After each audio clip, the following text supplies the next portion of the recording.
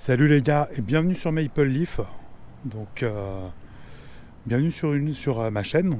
Le sujet de cette chaîne c'est la chaudronnerie et la soudure, mais avec un aspect un peu plus carrière, expatriation, toutes ces choses-là. Mais bien évidemment il y a aussi de la technique. Donc en fait il y a des vidéos où je vais vous montrer des techniques de soudure, comment régler un poste à souder, sous différents procédés, toutes ces choses. Et il y a des vidéos un peu comme celle-là qui sont un peu plus spontanées on va dire, et dans lesquelles je vais parler ça peut être de la vie à l'étranger quand on est soudeur international, quand on est expatrié ou immigré comme moi, puisque moi je suis pas expatrié, je suis immigré. Je suis pas là, en fait je travaille pas pour une entreprise française. Donc c'est pas vraiment de l'expatriation. Et aujourd'hui, le sujet de cette vidéo, c'est plus une vidéo sur comment, à titre personnel, je gère ma carrière. Parce que je pense que j'ai une carrière quand même assez intéressante. Et en toute honnêteté, des fois, il faut aussi être objectif avec soi-même, sans tomber forcément dans le délire d'ego. Mais je vais vous expliquer un peu comment je gère ma carrière, comment je gère mes finances à l'étranger, parce que ça, c'est un sujet qui est extrêmement important et dont très peu de gens parlent. Personne, il y a vraiment, même je crois que même sur tout ce qui est site, PVTiste, tout ça, j'ai pas vraiment vu de contenu, d'articles sur vraiment comment prospérer en fait. Comment prospérer à l'étranger. On va vous dire, faut ouvrir tel ou tel compte en banque dans tel ou tel pays, il y a tel type de compte et tout, mais on ne vous explique, on rentre pas dans le détail, et en fait on vous donne pas les clés de la réussite. Donc déjà pour présenter le lieu, là je suis sur le port de Québec. Donc Québec c'est une ville qui est assez cool pour ça. Comme pour citer Idrissa Berkane, il dit que ses villes préférées ce sont les villes où il y a un belvédère et un embarcadère. Et Québec, il y a exactement ça. Il y a un belvédère qui est incroyable. On a une vue, il y a une vue, il y a une vue vraiment dingue sur la ville. C'est au sommet d'un immeuble, mais je sais même pas si là on peut le voir. Peut-être qu'il est caché par ce bâtiment, mince. Ouais. Ah non. Alors si, il est là-bas. Vous voyez, il y a une espèce de tour. En fait, juste derrière l'hôtel Delta, mais mince, je crois qu'on le voit pas, ça rend vraiment pas justice la GoPro. En fait, juste derrière une des grandes tours qu'il y a au sommet de la colline du Parlement, on peut aller tout en haut et en fait on a une vue incroyable sur la ville, c'est vraiment magnifique. Donc on a un belvédère et on a un embarcadère, et c'est une ville qui a quand même énormément de charme, comme vous pouvez le constater. Même les zones portuaires un peu industrielles avec ces grands silos qu'on a en face, ça rend vraiment ça donne vraiment un charme à cette ville, et c'est une ville qui est quand même profondément vivante. Si je peux conseiller un endroit pour vous expatrier, je peux vraiment Québec, vous pouvez y aller les yeux fermés les gars. Franchement, cette ville est incroyable. On va revenir au sujet, au sujet principal de la vidéo. Donc c'est comment je vais gérer ma carrière et mes finances à l'étranger. Les finances, c'est un sujet qui peut être un peu tabou en France, mais dans nos cas de figure à nous, c'est extrêmement important de l'aborder parce qu'en fait, comment dire ça, quand vous êtes tout seul au milieu de nulle part en fait, littéralement, vous connaissez personne, vous n'avez pas de famille sur place, vous avez rien. C'est quand même extrêmement important de ne pas se retrouver en galère de thunes, de ne pas se retrouver à devoir demander un billet retour à des gens de sa famille, surtout quand, comme moi, on a un âge, moi j'approche plus des 40 ans que des 30. Donc c'est vrai que c'est quand même, ça peut être gênant, et osons dire le mot, ça peut être même un peu humiliant de devoir demander un peu d'argent pour un billet retour et se retrouver à retourner en France complètement en galère, sans le sou ni rien, à 37, 38, 36 ans quoi. Donc c'est particulier. Donc c'est pour ça que c'est un point qui est extrêmement intéressant. Je vais juste enlever mon sac. Hop là. C'est un point qui est intéressant là-dessus. Et aussi en fait, on bosse. Et tout travail mérite salaire. Et quelqu'un qui travaille très dur, un chaudronnier, un soudeur, il mérite, je dis bien, il mérite de prospérer. Il a le droit de prospérer. Il a le droit d'avoir un niveau de vie qui soit en fait, à la hauteur de ses efforts. C'est normal, c'est totalement normal. Et les pays un peu anglo-saxons, les pays qui ont une culture anglo-saxonne, comme par exemple le Canada, vous offrent la possibilité d'être correctement rémunéré pour votre activité de soudeur, de chaudronnier, ou même d'autres métiers, ce qu'on va appeler en fait dans le monde anglo-saxon les trade jobs. Donc c'est tout ce qui est plombier, charpentier, tourneur-fraiseur, soudeur, toutes ces choses-là. Il y a vraiment des grosses opportunités et donc c'est assez intéressant. Déjà pour commencer, moi j'ai fait une majeure partie de ma carrière en France et aussi étrange que ça peut paraître, au début je suis tombé dans la métallurgie, la soudure, toutes ces choses-là, vraiment par pur hasard. J'avais des bonnes capacités à l'école, mais l'école ça ne m'intéressait pas. J'aimais vraiment pas ça, j'avais un gros souci avec l'autorité. C'est vraiment le collège, c'était j'ai toujours bien rigolé à l'école, j'ai jamais été harcelé ou quoi que ce soit, mais on va dire que le sérieux n'était pas là. Et donc naturellement, j'étais tombé en fait en chaudronnerie et en métallerie, qui sont, osons-le dire, le fond de l'entonnoir de l'éducation nationale française. Quand vous arrivez là-bas, c'est vraiment sur toute la classe, il y avait peut-être 3 personnes qui étaient là, qui avaient consenti à être là. Tout le reste, c'est parce qu'en fait, on n'avait pas le niveau pour aller faire des études en lycée général ou quoi que ce soit. Sachant que moi, quand j'étais plus jeune, donc c'était début 2000, c'est vrai que c'était pas autant les portes ouvertes qu'aujourd'hui. Avoir un bac à ce moment-là, déjà, ça valait quelque chose, en fait. Il n'y avait pas cette espèce d'inflation des diplômes. C'était pas encore présent. Donc j'avais commencé comme ça, et puis en fait, arrivant en bac pro, j'ai eu mon BEP métallerie. Arrivant en bac pro chaudronnerie, je me suis complètement désintéressé du sujet et je suis parti travailler dans le transport. Parce qu'en fait, à l'époque, le transport, je bossais dans des boîtes comme Exapac, Calberson, et quand on travaillait là-bas en intérim, c'est vrai qu'on pouvait très très bien gagner, en fait. Pour un gamin de 18 ans, 19 ans, toucher, je sais pas moi, en intérim, avec les primes, 1800 euros, c'est vrai que c'était vraiment pas mal. Mais bon, c'est quand même des choix. Après ça, j'ai pas fait le choix d'être un branleur. Donc ça, déjà, c'est cool. Et j'étais revenu un peu sur le tard dans la soudure, en comprenant mon erreur. Dans la soudure et la chaudronnerie, pardonnez-moi. En comprenant mon erreur et en pigeant qu'en fait, dans le transport, j'allais surtout me briser le dos pour rien. Et que j'avais pas une grosse, un gros delta d'évolution. Donc je suis retourné en soudure et pour redevenir soudeur, j'ai fait un titre pro de soudeur industriel. Donc pas un CQPM, bien un titre pro. Et je suis redevenu soudeur comme ça. Et ensuite, j'ai fait uniquement de l'intérim. J'ai refusé tous les CDI. J'ai travaillé extrêmement dur. C'est vraiment très rare que j'ai eu des retards ou des absences. Rien d'injustifié. Mais vraiment, je mettais un point d'honneur à toujours être, être quelqu'un d'agréable à vivre. Je voulais être quelqu'un d'agréable à vivre, un bon collègue. Je mettais toujours un point d'honneur aussi à tenir les cadences et même des fois à en faire plus. Par exemple, je bossais dans une métallerie pendant un bon moment où on produisait un peu à la chaîne des garde-corps. J'essayais toujours d'être un peu au-dessus au-dessus du lot. Et toujours aussi quand j'allais au travail, j'allais dans l'idée de progresser. Donc je me forçais toujours à faire de meilleurs cordons de soudure. J'essayais d'être vraiment dans une optique d'amélioration continuelle. Et en parallèle, je me formais à d'autres sous-domaines de notre domaine. Donc j'ai pris une formation sur Udemy pour apprendre le dessin industriel, qui était vraiment pas mal. Elle m'a coûté une 60aine d'euros et j'avais pour une centaine d'heures de vidéo. Donc c'est comme ça que j'ai pu me perfectionner sur AutoCAD, par exemple. Et donc j'ai fait que de l'intérim. Et à chaque fois, en fait, j'ai essayé de bosser dans des boîtes de plus en plus exigeantes. J'ai essayé aussi de faire un maximum de procédés de soudage différents. Donc ça peut être du TIG, j'ai fait de la soude-brasure. Soude-brasure, j'ai fait du cuivre. J'ai fait du cuivre et un peu de laiton. J'ai bossé pour des fournisseurs de l'armée française. Donc c'est vrai que j'ai quand même pas mal roulé ma bosse dans ce domaine-là. Et ensuite, une fois que j'avais fait tout ça, en gros, j'ai créé une entreprise. Donc mon entreprise de soudure et de chaudronnerie.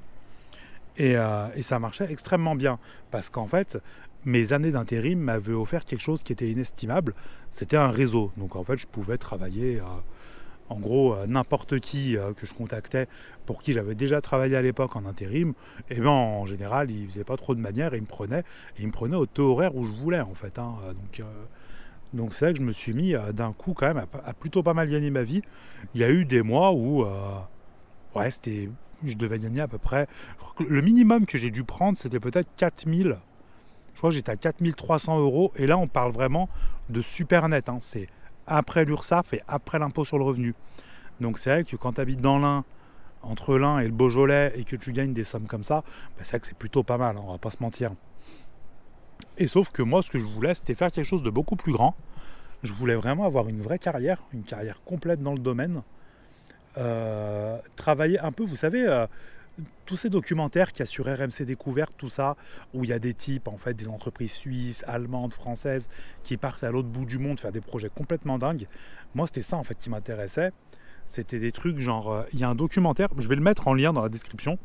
C'est un documentaire qui est incroyable. C'est une entreprise suisse et c'est ceux qui ont fait le téléphérique de Hong Kong. Donc c'est un des plus grands téléphériques du monde. Il est incroyable et en gros, il retrace de A à Z la pose, comment ils ont posé le téléphérique sur un chapelet d'île à Hong Kong. C'est vraiment impressionnant, les gars.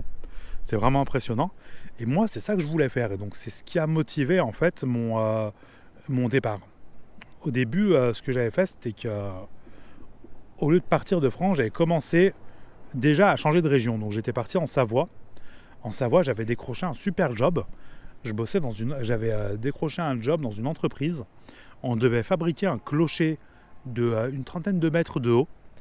Les cloches du clocher, c'était la plus vieille fonderie d'Europe, qui est à Annecy. C'est ceux qui faisaient les cloches des cathédrales. Et on devait poser, pas moi en tout cas, mais le clocher devait être posé dans une université aux États-Unis. Donc c'était une structure en acier. C'était très particulier, c'était assez conceptuel, mais c'était vraiment pas mal. Et il m'avait fait passer des tests de soudure, hein, le chef d'atelier. Test de soudure, il avait regardé si j'étais bon, si je connaissais bien le pliage par exemple, tout ce qui est, vous savez, hein, le travail de plieur, quoi, sur presse-plieuse, les Trump, les trucs, les Cincinnati, des trucs comme ça. Et en fait, l'entretien avait été vraiment concluant. Ça s'était vraiment super bien passé. Et, et il m'avait pris. Il m'avait dit, bon, c'est cool, tu commences dans une semaine. Moi, j'étais content. J'étais retourné dans ma région d'origine. J'étais allé voir ma mère et tout. J'étais super heureux. Et c'était une certaine époque où on commençait à parler d'un virus un peu bizarre qui était apparu en Chine. Je ne vais pas vous spoiler le truc, hein. Vous savez très bien de quoi je parle, c'était le Covid. Et en fait, là, la semaine où je dois commencer à bosser, confinement. Donc le gars m'appelle, il me dit ouais, en fait c'est un peu la merde, on ferme l'usine. Et donc c'est comme ça que j'ai pas eu le job. Et à ce moment-là, en fait, on ne savait pas vraiment ce que c'était, ce virus. Et il y avait une chance qui était non nulle, contrairement à ce que beaucoup de gens peuvent dire, il y avait une chance non nulle que les frontières ne soient pas réouvertes. Aujourd'hui, c'est marrant de faire du rétrofitting et de se dire ouais, non, mais c'est rien et tout. Mais à une époque, quand on ne savait pas ce que c'était un peu particulier quand même l'ambiance qu'il y avait. Et là, je commençais à avoir des regrets. Je commençais à me dire putain, mais au lieu de m'enterrer dans le travail quand j'étais plus jeune, peut-être que j'aurais dû profiter, peut-être que j'aurais dû voyager, peut-être que moi aussi j'aurais dû faire un PVT en Australie, au Canada, peut-être que j'aurais dû essayer de passer un mois ou deux à Londres, en Allemagne, peu importe. Peut-être que j'aurais dû faire ça. Et je m'étais fait la promesse que lorsque tout ça, ça passerait, je prendrais un billet d'avion et je partirais à l'aventure, peu importe mon âge. Parce que c'est vrai qu'avoir des regrets, c'est quand même... c'est un peu de la merde en fait, hein, on va pas se mentir, c'est un peu de la grosse merde même. Et pareil, je voulais pas me vacciner. Donc les frontières, elles avaient été ouvertes, mais il fallait le pass vaccinal, tout ça. Moi, il était hors de question qu'on me vaccine. Non pas que je sois un anti-vax, hein, le vaccin contre le tétanos, contre la tuberculose, tout ça. Ça c'est comment ça s'appelle ? C'est des avancées majeures de l'humanité, mais en soi, le vaccin contre le Covid, qu'ils aillent se faire foutre en fait. Qu'ils aillent se faire foutre, il n'y a pas de recul là-dessus. Les types, ils te l'ont pondu en 2 mois. En 2 mois top chrono. Non, je m'injecte pas ça dans les veines.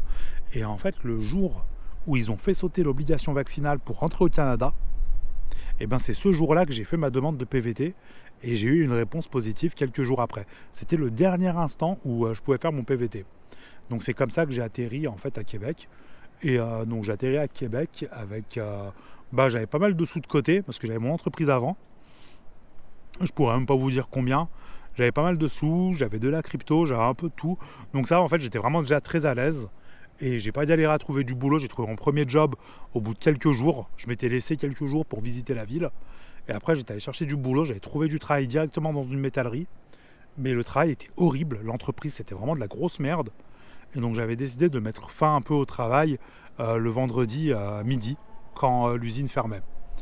Et, euh, et j'avais pas baissé les bras, j'ai continué à chercher du boulot. Et la première entreprise dans laquelle j'ai retoqué à la porte, c'est l'entreprise dans laquelle je suis encore actuellement. Ça se passe super bien, donc je suis vraiment très satisfait. Donc voilà, là on en est à 15 minutes 32 de vidéo. Donc là en fait, là on va passer sur l'aspect, là je vous ai un peu donné le background de mon parcours, et donc maintenant on va passer un peu sur l'aspect financier, peut-être que beaucoup d'entre vous attendaient, hein, d'accord. Donc je suis vraiment désolé, je trouvais que c'était juste plus pertinent en fait de présenter le projet avant ça. Et donc voilà. Donc moi en fait déjà de base j'avais pour objectif de partir soit au Canada, soit en Australie, soit aux États-Unis, soit en Suisse. Et au final, c'était plutôt le Canada qui m'intéressait, parce qu'en fait, le Canada, à l'époque et même maintenant encore, il y a de gros avantages à être français. Par exemple, un Français au Canada, il lui faut 1100 jours, donc à peu près 3 ans de présence sur le territoire pour obtenir une citoyenneté. Parce qu'il y a un effort au Canada de francisation du Canada. Et en fait, le but du gouvernement canadien, c'est de créer des communautés francophones. Le Québec est francophone, mais en dehors du Québec. Donc, par exemple, au Manitoba, en Alberta, dans toutes ces régions-là. Si vous allez dans ces régions avec un PVT, il vous faudra à peu près 6 mois de présence pour avoir une résidence permanente. 6 mois, c'est extrêmement court, hein, les gars. C'est extrêmement court. Et surtout, si vous pouvez aussi faire, pardonnez-moi, un programme de mobilité francophone. Donc si vous êtes français, de France, ou bien vous êtes belge ou suisse, donc vous êtes francophone, vous avez la possibilité de faire la mobilité francophone. Et donc pareil, en fait, c'est un visa qui est extrêmement simple à avoir et qui va vous permettre de vous établir, qui est en Alberta, en Ontario, peu importe, dans une région qui est hors du Québec. Et pareil, il vous faudra...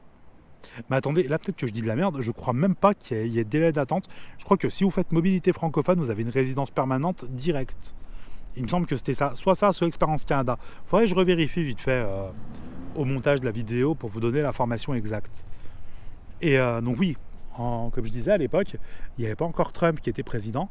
Et quand vous aviez une citoyenneté canadienne, c'était extrêmement simple de pouvoir partir travailler aux États-Unis. Et donc, en fait, moi, ma stratégie, c'est un mot qui est extrêmement important, en fait, la stratégie, parce que si on veut prospérer dans nos métiers, on a besoin de discipline, on a besoin de stratégie. Donc moi, en fait, ma stratégie initiale, c'était de partir vivre au Canada, de me faire un peu la main en Amérique du Nord, donc de comprendre un peu leur culture, leur code, de bien m'intégrer, de bien m'insérer socialement et professionnellement, de maîtriser le système impérial, parce qu'ici on tourne au système impérial et pas au système métrique, même au Canada. Hein. L'industrie canadienne fonctionne au système impérial.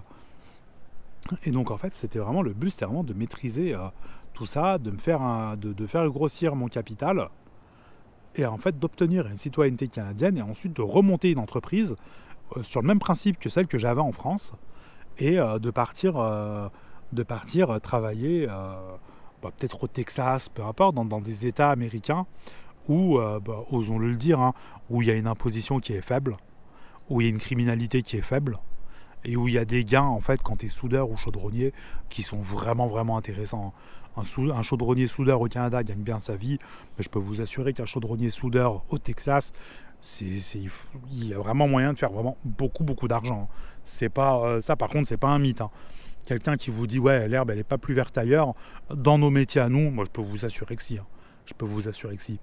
Donc déjà, ça, c'était le premier élément. C'était la première brique de ma stratégie, c'était ça. Ensuite, le Canada offre des opportunités que très peu de pays offrent. Par exemple, moi, j'investis beaucoup mon argent. J'essaye de pas trop avoir... J'ai du liquide en banque, mais je dois avoir peut-être l'équivalent de 7, 8, 9 000 dollars dans mon compte. C'est vraiment au cas où il m'arrive un pépin. Si je perds mon emploi ou peu importe, j'ai quelques mois pour me retourner, pour trouver, pour trouver un autre job, peu importe. Hein. Pour payer mon loyer, toutes ces choses-là. c'est extrêmement important d'avoir ce qu'ils appellent un emergency fund. C'est vraiment comment ça s'appelle? C'est un portefeuille d'urgence. C'est vraiment au cas où une enveloppe d'urgence, vous savez que vous n'êtes pas vraiment cuit. Et pour le reste, en fait, moi j'investis mon argent, et l'investissement au Canada, c'est quelque chose qui est très encouragé. Par exemple, ici on a un format de compte qui s'appelle le compte CELI, C-E-L-I. Un CELI, c'est le compte d'épargne libre d'impôt. C'est un compte où en fait vous allez pouvoir mettre des sous dedans, un compte classique quoi, mais vous allez pouvoir investir avec ce compte-là. Vous allez pouvoir investir sur des marchés. Vous allez pouvoir prendre des ETF, vous allez pouvoir prendre des des ETF, des actions, il faut faire du stock picking, toutes ces choses-là. Et l'intérêt de ce compte-là par rapport au PEA français, c'est que ce compte-là, il est libre d'impôt. Vous avez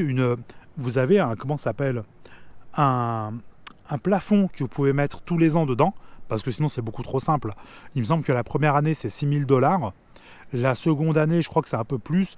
Et à partir de la troisième ou quatrième année, le plafond augmente vraiment. Mais par contre, tous les bénéfices que vous allez faire avec, si vous faites un cash out de votre argent, tous les bénéfices, les gars, ils sont nets d'impôts. Hein. Donc ça, déjà, ça, c'est extrêmement intéressant. Et en plus de ça, alors je sais pas si c'est dans la loi canadienne ou c'est juste une volonté commerciale, mais toutes les banques au Québec et la plupart au Canada, elles offrent en fait des plateformes de courtage en ligne qui sont sans frais. Par exemple, moi, la plateforme par laquelle je passe au Canada, elle a des frais de 10 $ par mois. Il n'y a pas de frais en pourcentage. Pour vous donner un ordre d'idée, si vous avez des frais de gestion de 3% sur un courtier en ligne, 3% sur votre performance, le manque à gagner en moyenne sur 30 ans, il est de 60%. Parce que vous savez, avec les pourcentages, il y a ce qu'on appelle un effet composé, en fait, un intérêt composé qui s'applique dessus. Et en fait, vous vous dites, c'est 3%, c'est pas grand-chose. Mais en fait, c'est énorme. C'est énorme. Sur les gains que vous pouvez faire sur un portefeuille, c'est 60% de vos gains qui partent en fumée. Et là, en fait, c'est zéro. Donc déjà, il y a ça. Ensuite de ça, en fait, comment je fais? Déjà, j'automatise un maximum. Donc, toutes les semaines, quand je perçois mon salaire, j'ai automatiquement 100 $ qui partent dans des ETF. Donc, c'est pas un conseil d'investissement que je donne là. Moi, je suis pas un professionnel de ces choses-là. J'essaie juste de réfléchir par moi-même et de pas me faire manger mes économies par l'inflation. Et donc, en fait, j'essaie de trouver des supports d'investissement qui me permettent en fait de faire grandir mon capital et donc de voir l'avenir un peu plus sereinement. Donc, par semaine, je vais prendre 100 $ dans des ETF. Donc, je vais prendre 100 $ d'ETF. Ensuite, je vais prendre une Maple Leaf. Donc là, ça c'est la tête ça c'est la tête de Charles III. Mais ça c'est une Maple Leaf, donc c'est une once d'argent. C'est une once d'argent de la monnaie canadienne. Je sais pas si là on voit mieux, ouais. Et en fait, un peu comme dans le livre L'homme le plus riche de Babylone, toutes les 10 pièces, je vais pas prendre une pièce d'argent, mais je vais prendre 1 gramme d'or.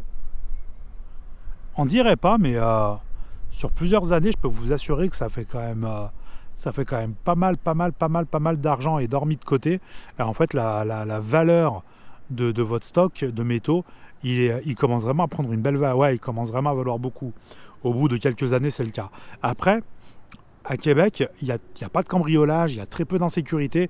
Donc en fait, c'est possible de pouvoir investir dans des métaux précieux et de pouvoir les stocker chez soi sans avoir la mauvaise surprise de rentrer un soir et de voir sa porte fracturée et une partie de ses économies, entre guillemets, voler, quoi. Hein. Ça, c'est vrai que c'est beaucoup plus rare qu'en France. Ça arrive jamais ici. Hein.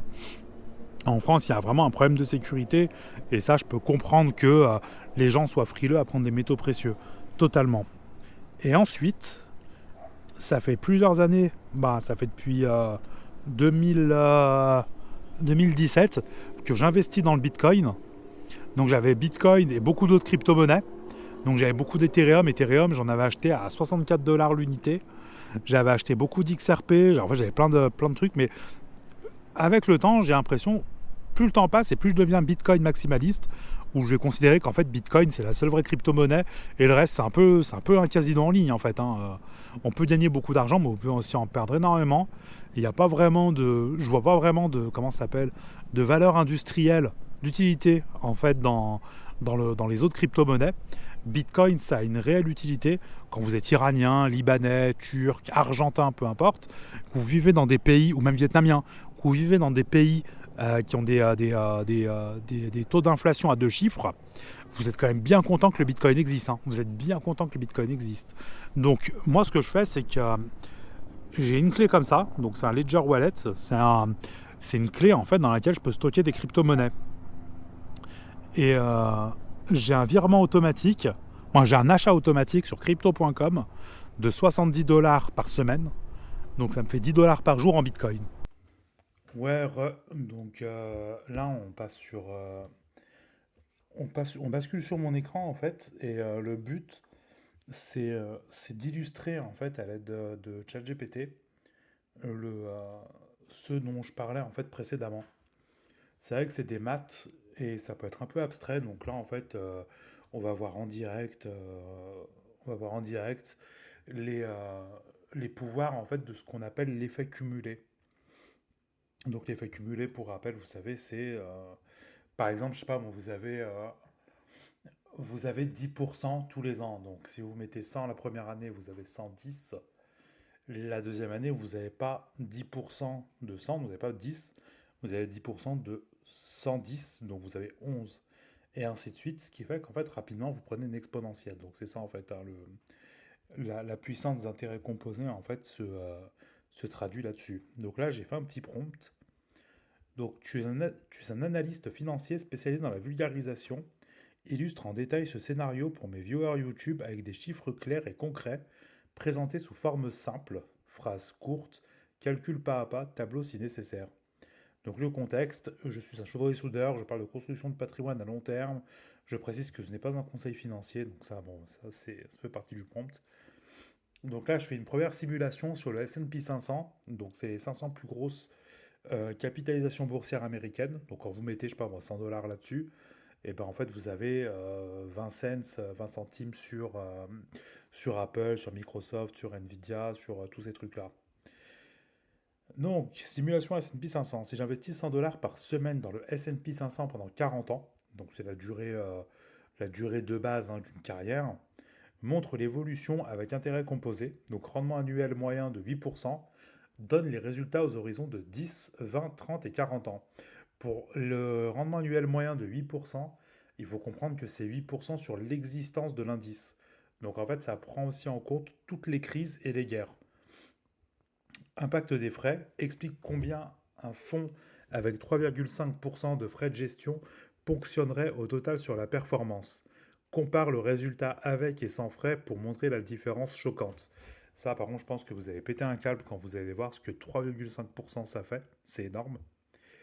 Métaux précieux. Donc, si j'achète une once d'argent Maple Leaf chaque semaine, puis 1 gramme d'or tous les 10 achats d'argent, soit 1 gramme d'or toutes les 10 Maple Leaf, calcule la quantité totale de métal cumulé après 10, 20, 30 et 40 ans.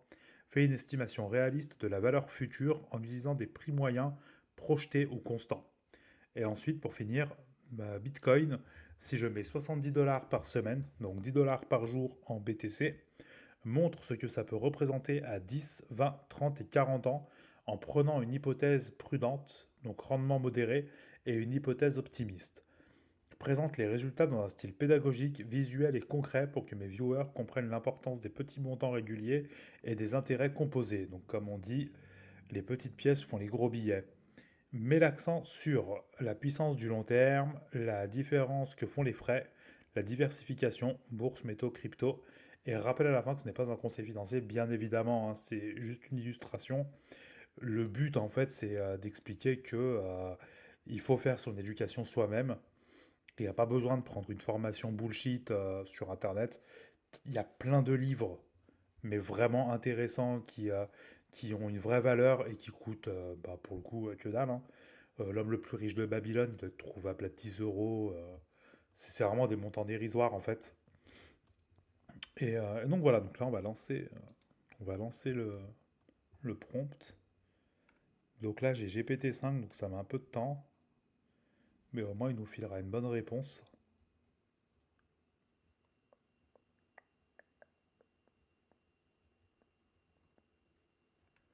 Ok, d'accord. Donc là, en fait, il m'a carrément fait. Ouais. Donc là, en fait, là, il m'a carrément fait un tableau, mais.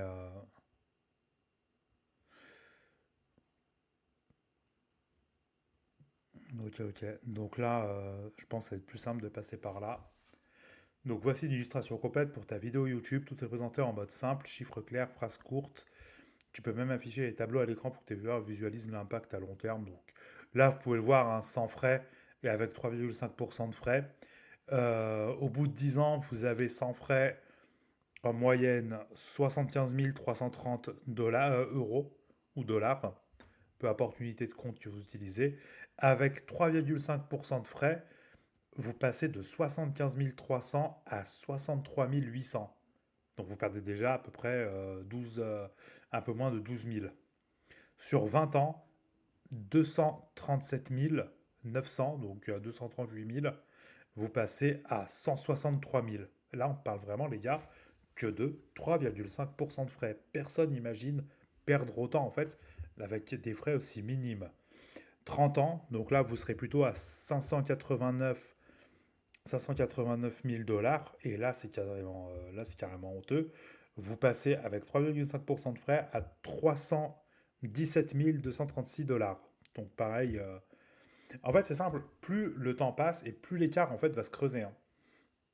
Et là, à 40 ans, pour finir, en fin de carrière, vous arrivez à 1 347 093 dollars.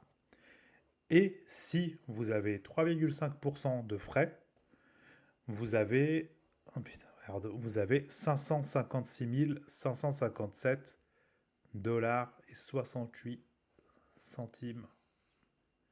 Là, vous vous êtes fait ponctionner plus du double. En fait, si vous mettez 3,5% de frais de gestion, et ben en fait sur 40 ans, vous avez perdu la moitié de votre patrimoine en fait. Donc c'est pour ça les gars, faut faire super attention. Donc là après, ah si c'est bon. Là, après pour les métaux c'est vraiment plus dans le but de sécuriser. Donc c'est vrai qu'en fait quand on voit au bout de 40 ans vous avez 66 560. Ouais, c'est particulier. Là, je pense que c'est un peu faussé. Par exemple, là, ils expliquent que la valeur, au bout de 10 ans, elle est de 16 640. Par- Pour donner un ordre d'idée, quand je me suis mis à acheter des Maple Leaf, c'était autour d'une quarantaine de dollars. Et aujourd'hui, c'est autour de, au bout un an et quelques mois, c'est passé plutôt autour de 65 dollars. Donc en fait, non, il y a une vraie progression du cours de l'argent et du cours de l'or. Donc c'est vrai que par moment, ouais, c'est un peu particulier. Et même ces métaux-là, en fait, l'argent déjà, je pense qu'il n'est pas à son vrai prix. Et ensuite, l'or, c'est un actif qui est assez intéressant parce qu'en fait, quand vous êtes en période inflationniste comme actuellement, eh bien, en fait, l'or, c'est quelque chose qui, en général, a tendance à surperformer. Parce que le but, en fait, de l'or, c'est de conserver la valeur sur le très long terme. Et donc ensuite, on a Bitcoin, donc Bitcoin prudent, et Bitcoin optimiste, donc 70 dollars par semaine. Lui, il estime que de manière optimiste, si ça continue comme ça, on peut avoir entre 726 671 dollars et 6 475 888 dollars sur 40 ans. Après, bien évidemment, ça baisse un peu. Ça baisse un peu, mais ça, même ça, je suis pas super convaincu parce qu'en fait, c'est des choses. Vous savez, Bitcoin, tout ça, c'est mine de rien assez récent et ça a des volatilités assez élevées. Moi, je suis toujours un pro Bitcoin. J'ai eu pas mal de crypto en fait, en général. Et comment ça s'appelle? Et, euh, et plus le temps passe et plus j'ai l'impression, en fait, plus je deviens maximaliste. Donc, moi, c'est ce que personnellement je fais. Après, c'est vraiment à chacun de faire faites comme vous voulez en fait, hein, c'est plus simple. Renseignez-vous bien, formez-vous là-dessus et faites-vous votre propre idée. Là, vraiment, ce que je vous montre, c'est des maths. Et les maths, en fait, c'est non négociable. Donc là, la puissance d'intérêt composé, donc par exemple, si vous mettez 5 200 $ par an, avec une hypothèse de rendement moyen à 8% par an, bah oui, donc comme je disais, au bout de 40 ans, on a 1 347 094 dollars. Donc c'est vraiment des simples versements hebdomadaires, hein. On dépasse le million de dollars, c'est pas déconnant. Et donc si un fonds prélève 3,5% de frais de gestion, bon bah là en fait ouais, vous passez de 1,35 million à, entre parenthèses seulement, 556 000 $. Et donc vous perdez 800 000 $ juste à cause des frais. Donc en fait vous perdez beaucoup plus que... vous perdez beaucoup plus que plus du double facile que ce que vous aurez pu gagner. Donc c'est un peu, c'est quand même un peu con, quoi. Donc c'est vrai qu'il faut vraiment se méfier il faut vraiment vraiment se méfier de tous ces, comment ça s'appelle, de tous ces, de tous ces produits financiers. Vous vous dites ouais c'est vrai que c'est pas beaucoup, 1, 2, 3%. Mais en fait il faut comprendre que c'est énorme et c'est pareil pour un crédit, hein. Quand vous faites un crédit pour votre maison, par exemple, j'en sais rien, moi, pour faciliter le calcul, vous empruntez 100 000 euros ou 100 000 $, bon, on va dire 100 000, à 3%, la plupart des gens pensent qu'ils vont avoir à rembourser 103 000.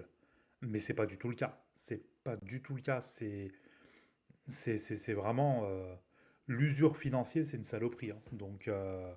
Donc voilà, la vidéo est finie. J'espère que ça vous a donné des idées. Si vous voulez soutenir la chaîne, n'hésitez pas à mettre un like, à vous abonner. Et je vous dis à bientôt pour une autre vidéo. Allez les gars, ciao!